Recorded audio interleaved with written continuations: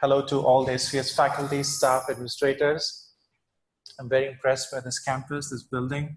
It's just very nice here.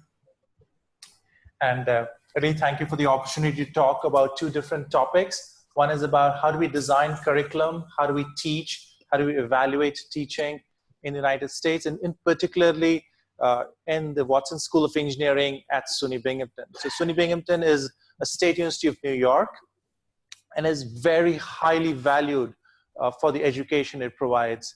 In particular, our university is ranked very, very highly in terms of public universities, especially because of the quality of education that we present to students.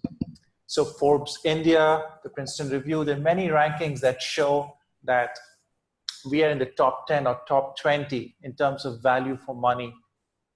So we have collected the best practices from everywhere. We have faculty who continuously work on improving our teaching techniques, trying to figure out what works and what doesn't work. So I would like to share some of our thoughts in this regard. And I welcome any questions in between. Please make it as interactive as you want. I'll be happy to answer questions as we go along. All right, so I would like to just start by telling you some of the mission statements of the university, mission statement of the engineering school that I'm part of, and mission statement of just the computer science department. I'm a faculty member in that department. I'd like to just talk to you initially about the degree requirements. What does it take to, say, get a master's degree? And talk to you about the flexibility out there, and then move to accreditation-based evaluation. We very rigorously evaluate our program in terms of what was taught, what was learned, and how can we fix it. So I'll give you examples of how we go about doing that.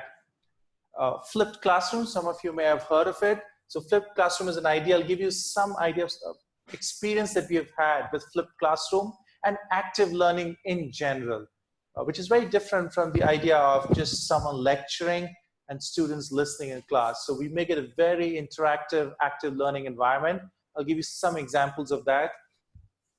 I'll also talk about the best practices in terms of teaching, in terms of what kind of evaluation we do, what kinds of questions do we ask, what kinds of questions do instructors need to answer themselves before they go in front of a class, and what kinds of feedback do we take from students to understand if what was taught was actually understood and applied by the students.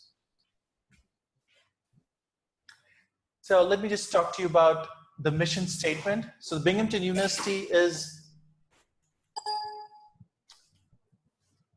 a premier public university.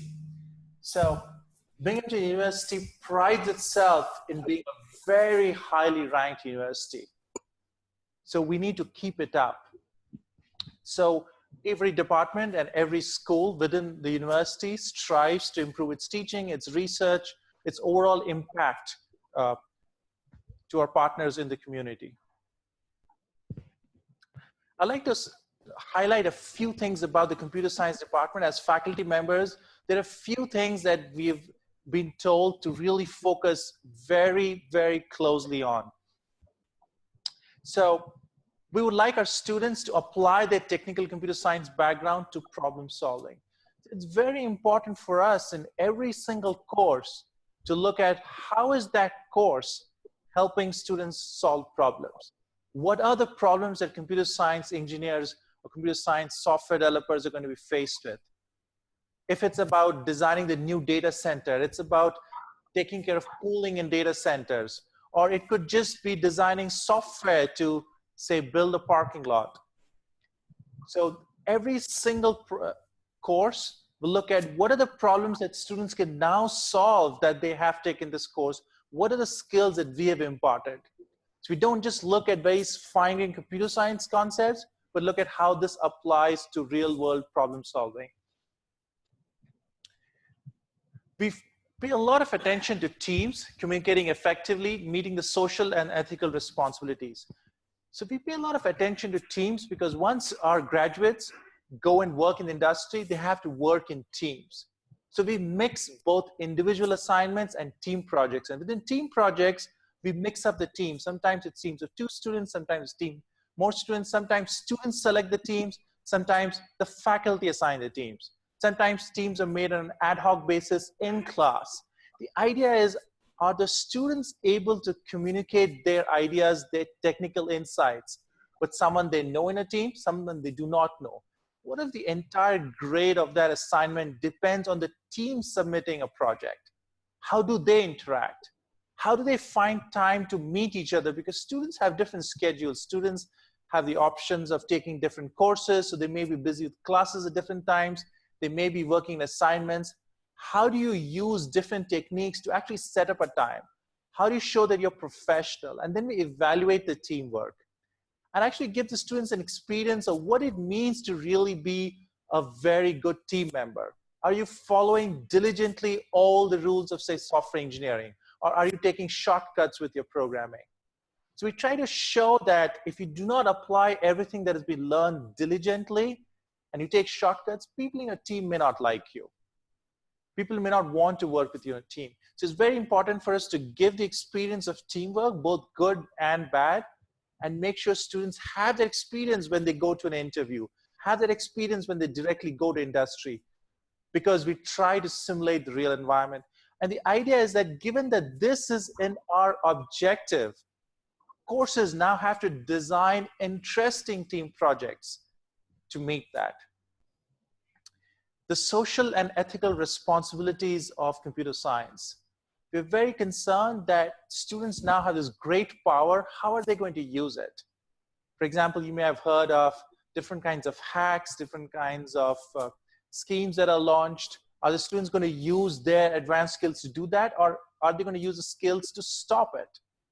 How about plagiarism? What does it mean for software to have license? What does it mean for technical papers to have license? What are the different kinds of licenses out there?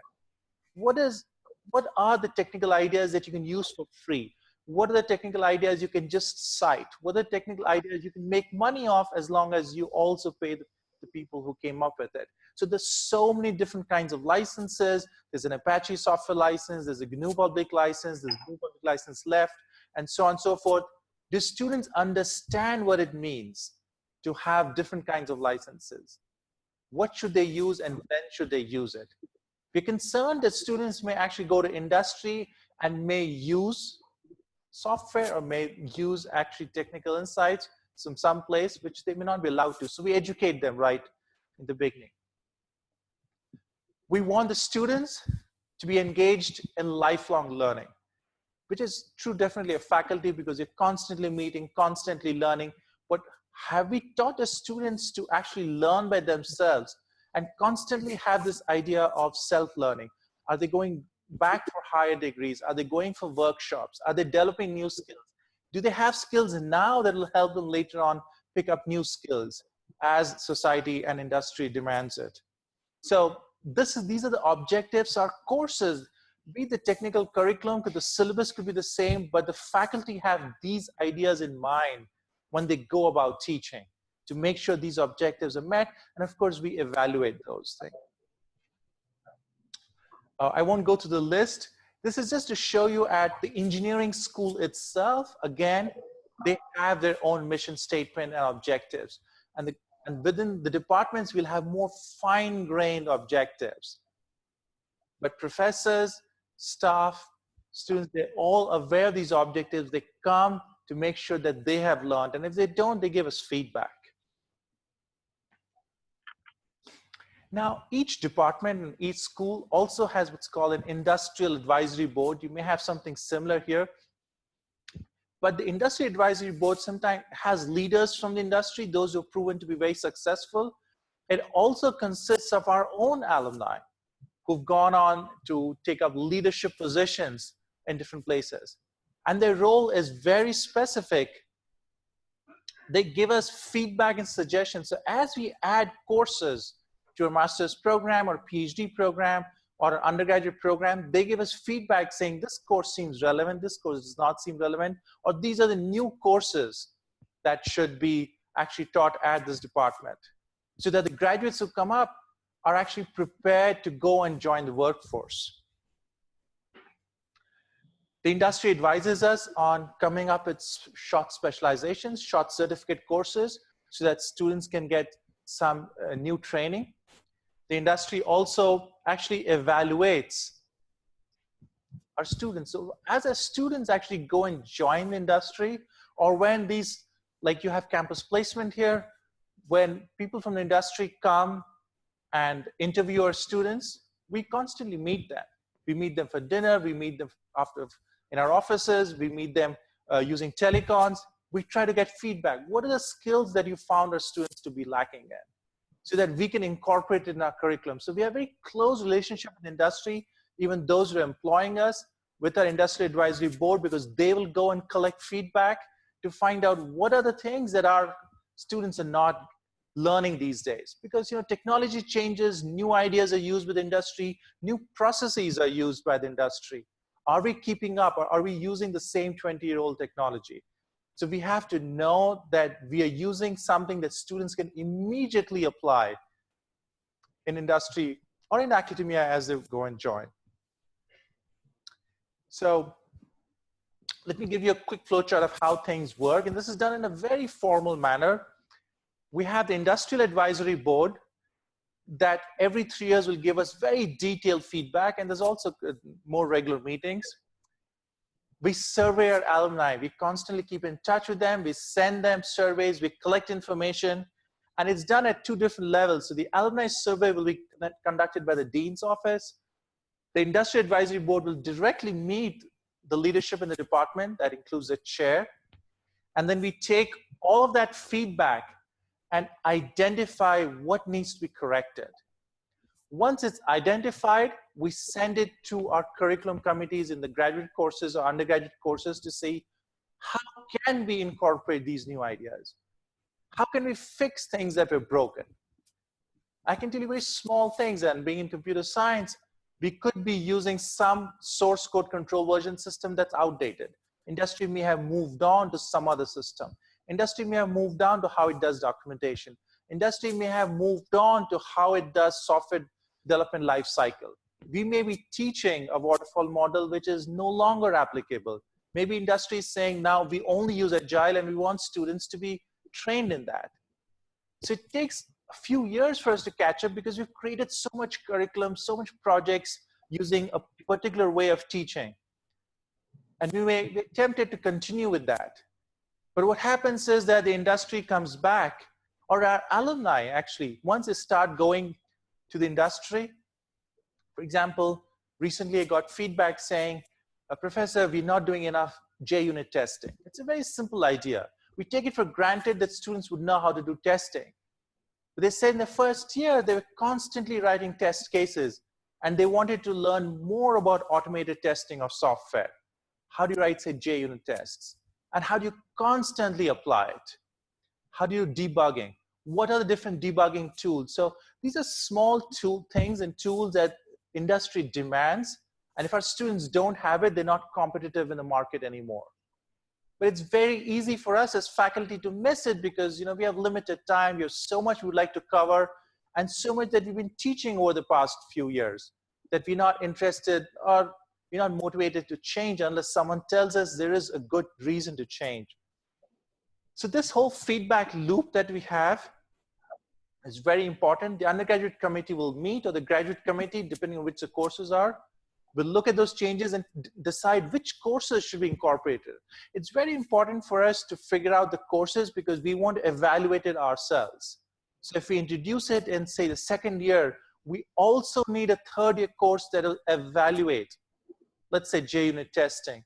We will need a third year course that will evaluate whether JUnit testing has been learned correctly and retained by the student. Student retention is very important. You can teach students something, but they go for a summer internship, they do other courses, they may forget some concepts. So unless and until you constantly iterate on those good practices, we are concerned that students may not retain it till they get to industry. So we put in an evaluation loop out there. Just to give you a brief idea of how the courses are structured, I just picked the master's syllabus here, curriculum here. So the idea for master's for us is the students should do 10 courses, 30 credits. Each course is 3 credits. And this is very typical of the US. In most universities, you would have 10 courses. The course could be 3 credits or 4 credits, but the idea is the 3 credits, the idea is that the student should meet for 3 hours a week. That's what the credit is. So 3 hours a week, you meet your faculty member, your instructor, your professor. The rest of the time, you're actually working on projects outside of the classroom itself, but in labs or by yourself. So the idea is you take required courses. So there are 4 courses that the department currently thinks are core, that you absolutely need these for computer science. And again, this could change over the years as the field evolves. But the idea is that we decide on these courses by saying, what are the skills that the students will still need, say 20 years from now? And we identify these as the core computer science courses that they absolutely must have. And they can take other electives, but they absolutely should have 4 courses. For us, it's architecture, operating systems, languages, design, and analysis of computer algorithms. And then students can take 6 electives. Now, these 6 electives students usually take because they want to specialize in, say, data mining, machine learning, software security, hardware security, networks, so on and so forth, big data, cloud, and then they can take sequence of courses in it, they can do projects in it, but the curriculum is designed around these 10 courses. The challenge for us is to say that given that the students can actually take lots of electives, so students now have multiple paths towards graduation. They just take these 4 courses. But our mission is to make sure that while they're learning the content of very specific courses, they're not missing out on the skills. I mentioned testing, debugging, so on, so many, many such skills that we want them to apply. We want to make sure every single elective has some combination of it, so there is no path for the students to graduate without actually accomplishing everything that we want them to. A quick a digress here. Apart from just the curriculum, our teaching strongly encourages students to participate in events outside of the core curriculum. It could be different programming contests, and I know we have different things even here in India here. So we want the students to go for ACM programming contests. We want the students to go for HackerRank. We want students to do the hackathons and so on and so forth. We constantly arrange for these things to happen within the university out there, because we want the students to learn also outside their classrooms with others who are just interested in computer science and in the university. Maybe they're in a different department. So we're constantly pushing different events. Our undergraduate students can actually also opt to say they want to have an immersive experience in research. A lot of undergraduate students come and then say they just want to finish their courses. Some come motivated to say, I want to get my undergraduate degree, but right in my first year, second year, I want to be working on something that's research. I will find the time to do it. Usually our curriculum is so packed that students don't have time, but if they're really motivated, we have the freshman research immersion here. So it's an experience that the students get by going to different labs, doing different research projects. Now, I know that Dr. Sundararajan mentioned accreditation for programs here. We have something similar, and that's called ABET. It's a committee, it's non-governmental, that actually lays out how they're going to evaluate your program by giving you some broad guidelines, but it's up to us to go and implement it. So I'll give you a flavor of what it means for our department to go and evaluate our program. I'm not going to read out all of these ABET outcomes to you, but the idea here is that the accreditation only says that your computer science program should have these, outcomes. Look, that they're not very specifically saying anything about teach data mining, teach machine learning. They're not saying teach data structures, algorithms, this syllabus or that syllabus. What they're very interested in is, what are the outcomes? What happens to a student after 4 years? What can you guarantee about the student? So they want us to guarantee that a student, for example, can apply knowledge of computing and mathematics appropriate to program student outcomes and to the discipline. It seems very broad, so it's up to us to interpret how do we prove that our students are able to apply the knowledge that they've gained in computer science and mathematics. How do they apply that? And there are many such things. It's to analyze a problem, is to be able to evaluate computer systems, is to effectively work in teams, communicate effectively, and so on and so forth. Our agency accreditation just says, give us these outcomes. You decide based on your courses how you will give us these outcomes. So the way we meet this challenge is to say, well, the computer science degree consists for us of software, essentially some hardware, and a lot of communication and teamwork issues. So we say our courses are going to be divided between software courses that teach a lot of software systems, courses that interact with the hardware, show interaction of software and hardware, or hardware itself directly, and courses that include components of communications, presentation, teamwork, and so on and so forth. Oh, I'm sorry that this slide is not, it's not readable, but I would like to just try to highlight a few things here. Oh, I'm sorry. This is not coming through well. So let me, that's okay. I can talk about it. So let me just explain what this is. So we would take these outcomes and say for software skills, we say there are 3 levels that a student can actually reach. A student can get basic skills, successful skills, and accomplished skills. And then we say that for ABET outcomes, C, I, and K, so we go back and see the outcomes and say that we will break down those outcomes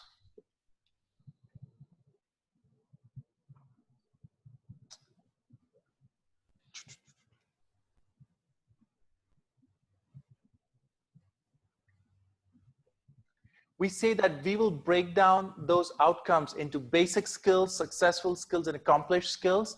And for the basic skills, what we do is we say, for example, can understand a specification of a simple programming problem, implement as a single module about 100 lines of code. All right, this is the basic skill. And we say if a student has this very basic skill, there's a particular outcome that is met. And then we make it more successful, a little bit more for that particular design methodology.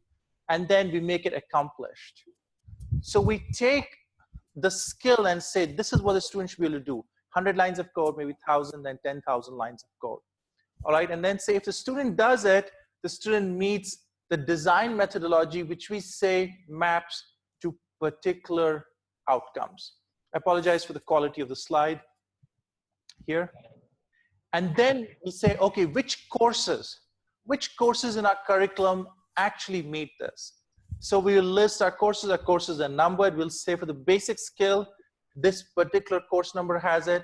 For the successful skill, this particular course has it. The accomplished skill, this particular course has it. All right, so we have a huge list of courses here, and we say accomplished. What it means is that these particular courses, the professors, the instructors, know that this particular skill has to be evaluated in their courses. These are the courses again, huge list of courses. How do they evaluate it? We also design a metric. This says metrics and measurements, which is not readable yet here. We say 80% of the students, 80% of the students should get more than 75% of the grade on that particular assignment. So it means that if you've designed an assignment or a homework or an exam that is going to test if students can accomplish this skill, you want to make sure that at least 75% of the class has more than 80% grade in that particular exam question or assignment. And if not, we call it a trigger.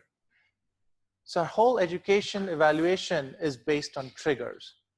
Is have you met the metric for that particular rubric? So these are called rubrics. So we break down very detailed. It's a very painstaking process, but it would take a lot of time to create these very detailed analysis of our course. And I could show you some more, but unfortunately this slide is not readable. For example, this talks about documentation. This talks about together with a list of tests. So for example, these courses have to test JUnit testing at a successful level. This course will do it at an accomplished level. So what happens is as courses move forward from the first year to second year, we collect this data. We identify where the triggers are. So for example, if in a particular course, students do not, if like say 80% of the class does not meet it, there's a trigger. And then the faculty would meet and say, why did this happen? And then they would try to figure out, is this the way we teach? Are there new examples we can give? Are there special ways in which we can teach? Because the students, remember, are going to move forward in their curriculum. We do not want the students to go to the next course without having learned, say, unit testing very carefully out there. So we will find a fix for it. Maybe teach it a little bit more in the beginning of the next semester. Next time, teach it better, and so on and so forth. So what happens is at the end of the year, we collect a lot of data about our courses as to what happens. So a course could have lots of skills, but we're only looking for these skills for evaluation because it's very important, it's moving forward. So this is our accreditation process. This is the process by which we are collecting data, moving forward, and fixing triggers. So the moment there's a trigger, we obviously have the whole thing automated. We'll figure out which course triggered it, what were the prerequisites of the course, did the trigger actually come from a course before, what was the data from the course before, and so on and so forth. So there's a constant evaluation of that process. Now, I'd like to talk a little bit about some details of the computer science department. What we do is actually have courses where students write code in the lab and are graded in the lab itself. So let's say we take a course and the students go to the lab. In the lab, the students need to actually show that they've learned. It's not a test or something, but we have teaching assistants, we have undergraduate assistants, but the professor himself or herself who will be present in the lab. And you need to apply what you're doing, what you've learned in your course, be it operating systems, be it networks, be it dispute systems, whatever the course is, we want to have a lab with it. And in the lab, the students will apply. So sometimes they see strange results. For example, they say, well, you know, we thought this particular sorting algorithm will run faster than this particular algorithm, but it didn't happen. And then they try to evaluate.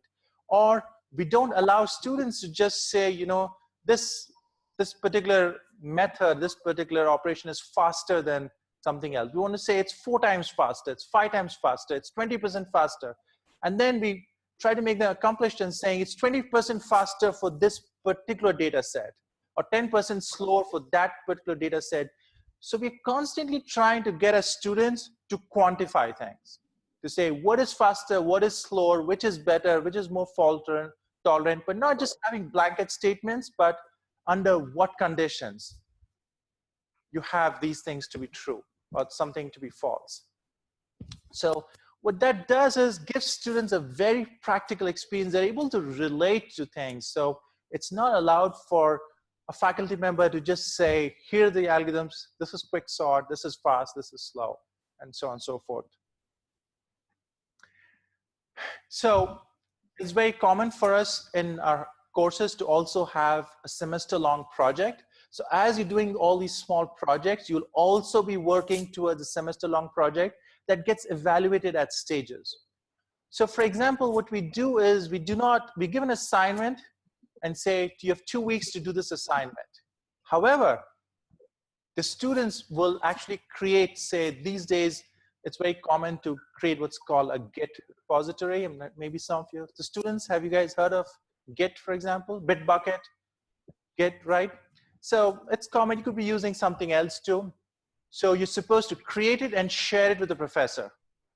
And then we track how often you're making changes to it.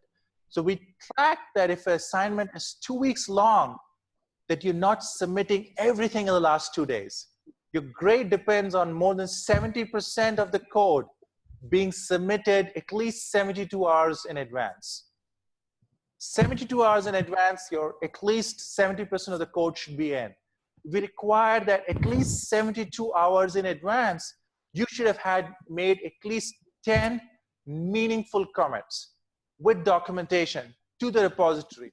What we're trying to enforce here is a way of working where you're constantly making progress in your project. You do not procrastinate and do not just do everything on the last day or the last 48 hours. In fact, for me, when I teach, I would say students are not allowed to ask questions 24 hours before the submission deadline. If you have any questions, we have office hours, we have labs, please email, please discuss. But 24 hours and sometimes 48 hours in advance, I will not reply to your email because you've had sufficient time to work on the project, clear your questions, and work on it. So we have a way where we try to enforce some discipline and saying, if you go to the industry and you're given 2 weeks to do something, or to academia, or to research lab or national labs, it's not acceptable to work at the last minute. So we want the students to start early, utilize all the resources we have for them to learn. So we try to come up with these incentives for the students. And of course, the incentives for submitting early and so on and so forth, that depends on the course. Now, what we also do is to say, well, there are alternative ways of writing code. So a professor would say, well, you've written code in a particular way. Why didn't you write it in a functional language? Why didn't you choose a different programming language? And then they would say, well, you've learned how to say program, because I'm in computer science, you've learned to program in a certain way, say using an IDE like Eclipse. This is a very specific example. Another course would come and say, I want you to do everything without using Eclipse. We will not allow Eclipse. You need to do in a very traditional style or use this other tool. So we constantly force students to be disruptive and learn new ways, new technologies to be used. We also have some rules where we say, well, if you ever come to me or to the teaching assistants or anywhere for help, you should always make sure that you have only 5 lines of code that does not compile. So we say, right, 5 lines of code, compile it, run it, 5 more lines, compile, run it. We do not accept students who come to our office and say, here, 100 lines of code is not working, please help me. We don't allow that. We don't let them come to our office. We say, go back, 5 lines at a time. Because we're trying to teach them that it's very important to be diligent. If you go to industry and you're working in a team, it's not acceptable to be sloppy like this. So we enforce those practices and get them to be very diligent in the way they program.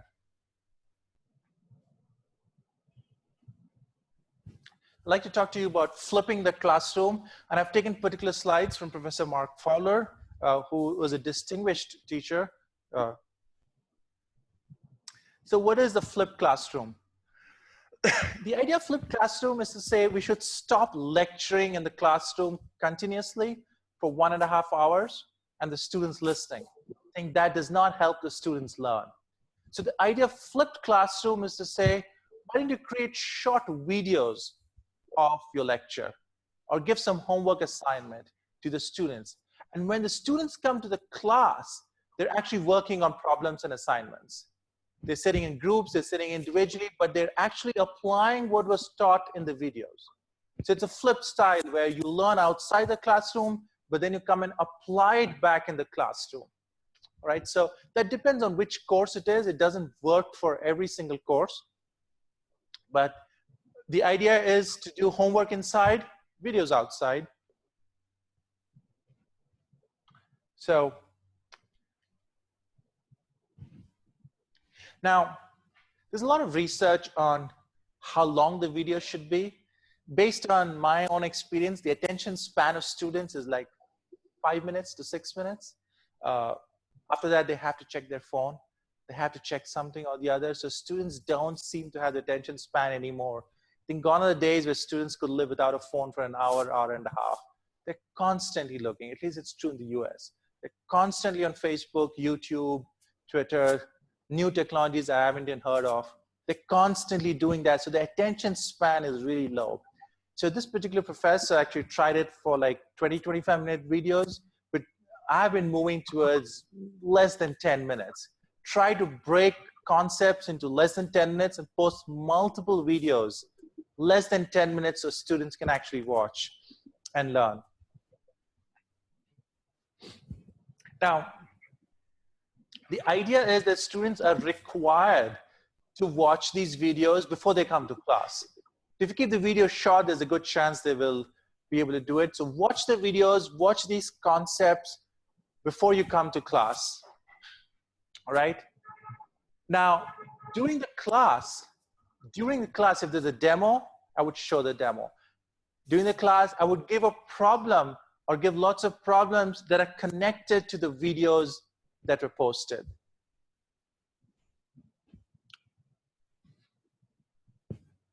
So actually, just in case you're interested in many technologies, we use Camtasia. So Camtasia, actually, you can actually load onto your laptop. I think there's a licensing, so we have a licensing. And the good thing there is you don't have to show your face. There's an option. So the students can actually just listen to the video, see the slides, without having to see the professor. Sometimes it helps, I think. You can do it anywhere. This particular professor wanted to make a point saying he did it in his bedroom, but obviously you can do it in a room that has good acoustics so that students can actually hear clearly what you're saying. And we feel it's very important for students to know when are the videos coming, how long are the videos, what is the timetable, because you don't want the students to think I can watch this video tomorrow, day after, Sunday, Friday, whatever. We want the students to know the next video is coming very quickly. So please watch it and work on it. Now, one of the benefits of watching on Camtasia is that you can actually, most video players can actually slow or make it fast, the video. And this works particularly well for us because we are a campus with lots of international students, faculty international. For example, I'm from India. So your faculty from different countries, they speak at a different pace, they speak with a different accent. So students would like to slow down the videos sometimes, but sometimes make it faster. So most video players have a setting where we can actually make it slightly slow or fast, the video, and then we can show it to the students. So they find it particularly useful because a lot of students complain that initially when they come to study, they're not able to understand the faculty member. But this facility actually makes it easier.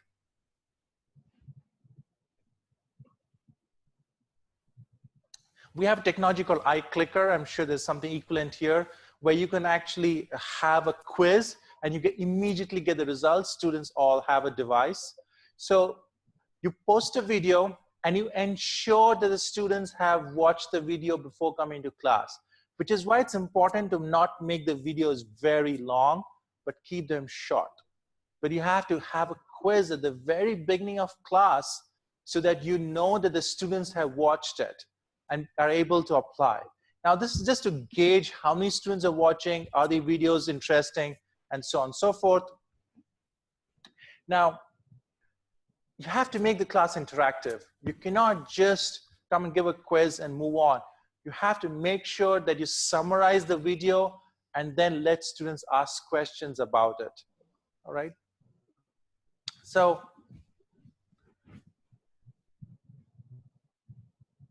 now, this is more of a US thing where we say you have to get in the face of students, which is essentially you cannot have students who are silent participants in the class. So you post these videos, you ask questions, you create teams of 1 student, 2 students, or 3 students, depends on what you're teaching actually. But you have to make sure that every student is participating. So you go to each table, you go to each group, and you specifically ask them questions. You specifically interact with them. And the idea here is that sometimes students, when they're forced, they ask what they think are simple questions, so they're embarrassed to ask.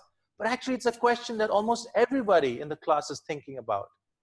So we have this concept of there are no dumb questions. You can absolutely ask any question because somebody else may have the same question. Because students learn at different pace, different concepts at different rates. So we want to make sure they ask. You have to get in the face of each group, make sure those groups are answering. Now, we want to make sure that there is class participation. So they're given work in class, they watch the videos, they've come, they've done work in class, they have to submit. So if they submit, you could either grade them for class participation, or they can submit and you take it and grade it and post their grades. So every class counts. Class attendance is very important. So we make sure there's class attendance. And the interesting thing is there's an incentive for students to say, well, based on this video, based on this class interaction and questions, you can leave early if you want.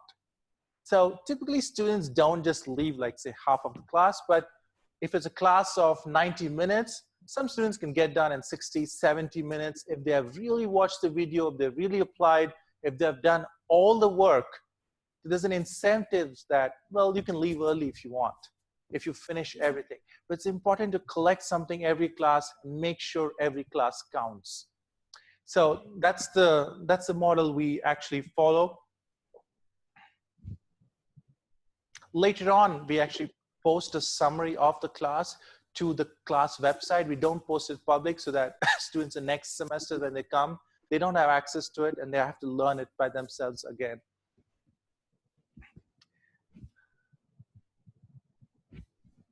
So there is also another technique for active learning, which is a mix of the traditional style and this video-based flip style, where we again call it active learning, where this, well, if it's not possible for you to make videos because it takes a lot of time actually to create these videos, to design very carefully what those problems are going to be in class. It's not an easy task to do. So what we do then is have the professor break down the class into multiple sections. So you teach for 5-10 minutes, then you give work in class. So students do work for like 3 or 4 minutes. Then you teach for 5 to 10 minutes again, then you do 3 or 4 minutes. So the idea is lead students to the solution, never present a solution to the students directly. Doesn't matter what it is, if it's a computer architecture optimization, if it's some kind of cache technology you're teaching, if it's some kind of a virtualization you're teaching, we do not want to just tell them, here's a good idea, here's a good solution, this works best.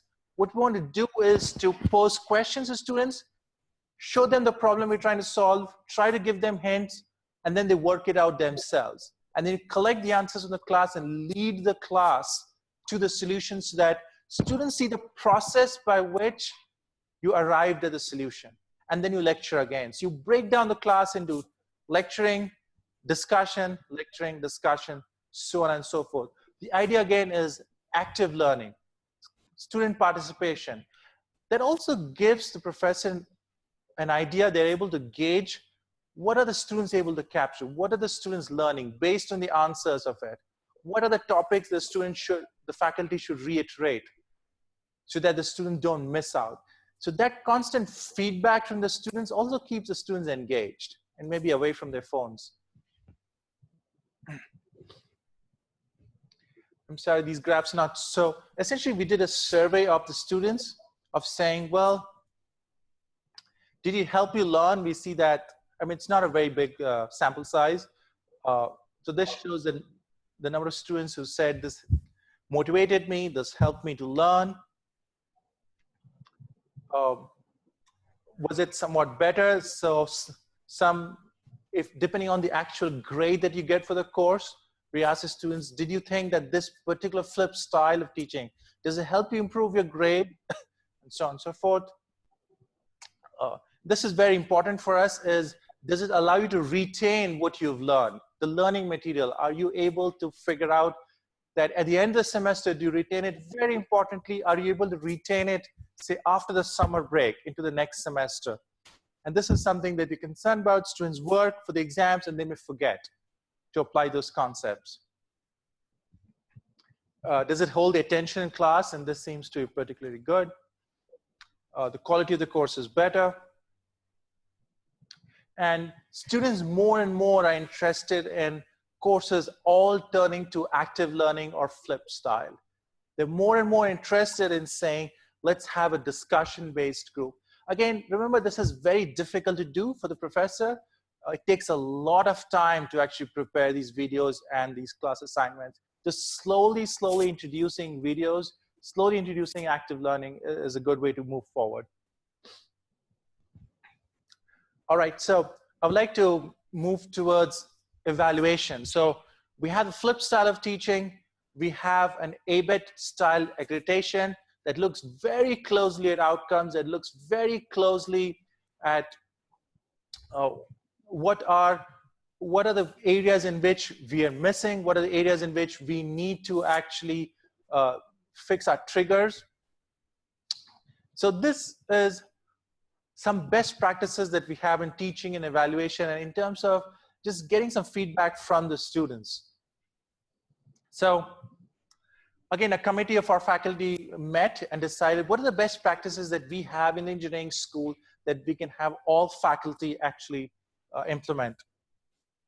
So I'd like to start by saying that teaching is very important for us in promotion cases. Your research is very important, but effective teaching by the instructor that shows that teaching is effective, which means the students evaluate them. We want to show that the teaching is effective at the very first year level, at the graduate level, at the PhD level, at all levels. The faculty member is able to actually teach. We want to see that there is documentation that there's continuous improvement in instructor. The instructor is able to take the feedback, the instructor is able to look at the triggers and show us the new ideas that were tried to actually improve the teaching. And we do lots of surveys. I'll show you some examples of surveys. They're exhaustive, so we may not have time to just read them all. We also offer teaching workshops. I know talking to your faculty today, so you also have teaching workshops. It's an excellent idea because we constantly learn new ideas, new ways of learning ourselves and new ways of teaching. We have workshops that are specifically about teaching techniques. How do you engage the students? How do you use different technology? There's so many different tools out there. There are tools like iClickers where students can get something. There are tools where you have forums where students can discuss and you can analyze the forums. You have mailing lists. You have course submission systems. You have places where you can submissions can automatically be graded, so on and so forth. Question is, how do we actually use them? So these are faculty members who contributed to the report. Now, we actually created different categories.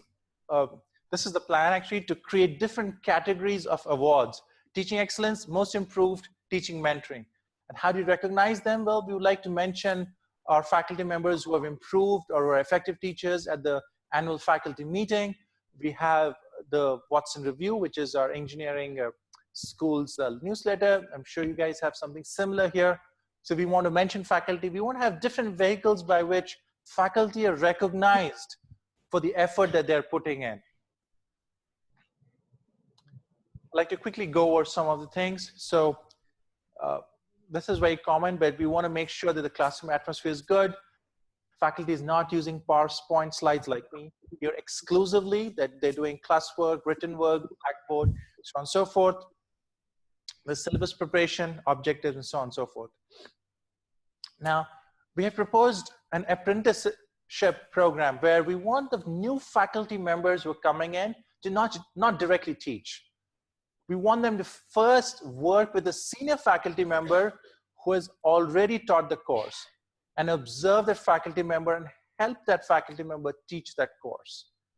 What this does actually is that we take one of the core courses, it could be a graduate course, it could be undergraduate course, and we'll pick a course that is in the area of this new faculty member who's a mentee, and try and pair this faculty member with a senior faculty member who's teaching that course. Are there.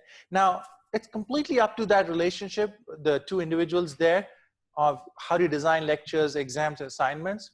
But what it does is, as soon as a faculty member comes, the burden of teaching is reduced on that. Because you do not have to come and join and immediately think, oh my God, I have to teach a new course, I have to prepare new material, and so on and so forth. That takes a lot of time. I'm sure they're competent enough to do it, but it takes time. But what we want is to make sure this faculty member does not learn on the fly out there, because there are lots of issues that they may not have anticipated in terms of exam design. How do you design an exam that tests students at different levels? How do you design exams that have simple questions, moderate questions, and complex questions? How do you distribute them? How do you understand, how do you gauge where the class is? How do you understand what are the prerequisites the students had before they came to your course? There are lots of things faculty may have to learn on the fly and solve the problems, but if they've been through a course with a senior professor, they understand it. And obviously that helps with notes, lecture slides, exercises. Our faculty very freely share their PowerPoint slides, their assignments, their tests, their exams from previous semesters and years, so that this new faculty member can actually teach this course. Now, I'll actually skip some of these in the interest of time, but very quickly mentioning, we want to see that there's a good in-class and out-of-class experience. So we want the students to learn something in class and then go and figure out something out of class. An example is, for example, if I'm teaching build systems, how do you build software? And we're trying to introduce a tool. We want them to go out of the class and figure out why is it really needed in the real world. For example, if you go to Microsoft and ask them, hey, your operating system, how many lines of code is it? I ask the students to guess. Students usually guess anywhere from like 50,000 to 100,000 to 200,000.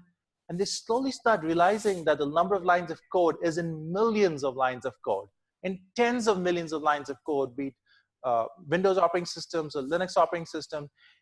So they understand why we're using what we're using, because they have so far only been writing code that's a few hundred lines of code, and they don't appreciate the systems that we're trying to teach them that will be useful for them in industry. So we want them to have an out-of-class experience where we give them as a homework and say, give me a table of these 5 operating systems or these 5 projects. Or how big do you think the build system is? How many languages do you think are used in, say, product X? Go find out and tell me. And tell me how they're integrated. And then when they come to the next class, they have an appreciation for what we're trying to learn, because there's a real world connection out there. We want the students to be motivated. So if you have to motivate the students, again, you need to be able to connect with what they're learning, connect them to the previous course, the next course, and again, real world examples. We want to make sure that faculty are able to evaluate the students while they're lecturing, which means give a lot of pop quizzes, have lots of discussion, have lots of open-ended questions that are constantly being answered in class. For example, some of the techniques we have is, we want somebody from the 3rd row to answer this question, discuss, but I want the 3rd row to answer this particular question, or the 5th row, or the 7th row. So the students don't know who's going to be asked, but they know that they're going to be told to work together and come up with a guess. And usually the questions are such that, well, I have presented 2 techniques. Which one do you think is faster? Which one do you think is slower? It could be as basic as, we have, is it faster to, say, multiply by 0.5, or is it faster to divide by 2? What do you think a computer would do? What do you think a processor would do? So students have never thought in these terms. The students start to guess. And when someone says, this is multiplication is faster than division, we would say, well, you're in computer science, so how much faster? Can somebody in the 4th row tell me the answer for that question? And then they will guess. So what happens is, when students guess, others feel, oh, well, even we didn't know, but the guess is okay. It's okay to guess because the professor is saying guess now. And I'm going to tell you the exact answer, and you have an idea of how far off you are. And next time, you also think this way. Just give me an example for a lower level course, so on and so forth. We want to make sure that the faculty are demanding but fair. So we want faculty members to be demanding of the students. We want to extract the best of the students, but be really fair in terms of deadlines, having a course-wide policy in terms of how exams are graded, in terms of giving students the time after the exams are graded to come back and ask questions. For example, we have a 2-week policy. Once an exam is graded, once an assignment grade has been posted, you have 2 weeks to come back and say, no, I deserve more points. No, this is correct, or this is another answer to the same question. You're free, but you have 2 weeks. After 2 weeks, you cannot come back and question some of the grades that you have. We want the faculty member, before he or she teaches a course, to self-assess, what is this course about? So I'm not going to read everything, but we want the faculty member to think, what are the essential questions I want my students to explore through this course? So as you teach the course, you want the students to actually think about a few things. Doesn't matter what the course is, but the instructor or professor should know that beforehand and saying, by the end of the course, if these are the questions that my students are trying to explore and answer, we're in good shape. Now, what we do is we actually give surveys to the students, and they're anonymous surveys. We send it to them. Sometimes the instructor is not allowed to be in the class.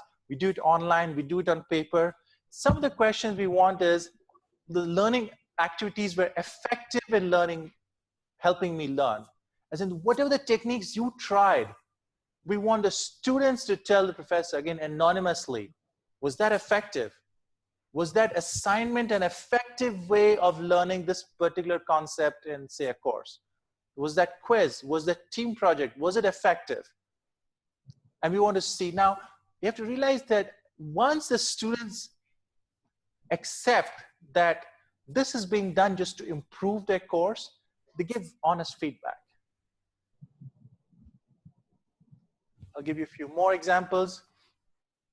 We want to have questions in our surveys that talk about the instruction delivery. What are the examples, analogies, and stories? So you try to teach a concept, and you have to come up with, why is this important?